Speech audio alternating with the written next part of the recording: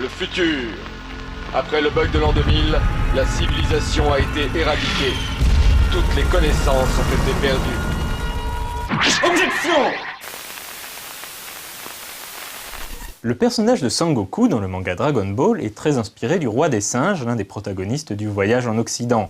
Le Voyage en Occident est un des 4 romans classiques chinois, écrits à la fin du XVIe siècle.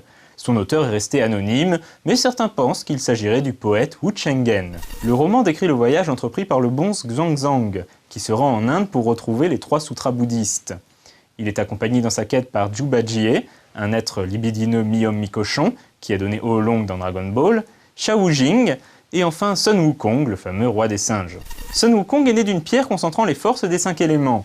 Comme il cherchait à atteindre l'immortalité, il devint le disciple d'un moine bouddhiste taoïste nommé Bodhi. C'est sous sa tutelle qu'il apprend le langage des humains ainsi que de puissantes techniques, la capacité à faire des bonds de 54 000 km, de voyager sur un nuage et de changer de forme. Il était même capable de transformer les poils de son corps en objets ou même en êtres vivants.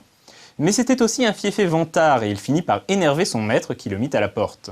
Sun Wukong se retrouve alors livré à lui-même. Il trouve le bâton magique Ruyi Jingu Bang, qui peut changer de taille à volonté et se multiplier.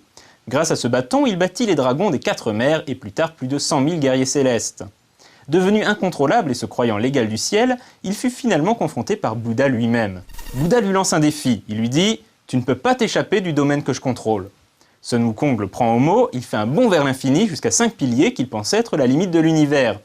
Il écrit alors son nom sur ces piliers pour prouver son exploit, pour finalement découvrir que ces 5 piliers étaient en fait les doigts de Bouddha. Piégé, Sun Wukong dut passer 5 siècles en pénitence avant de se voir offrir une chance d'expier ses crimes en aidant Xuanzang dans sa quête.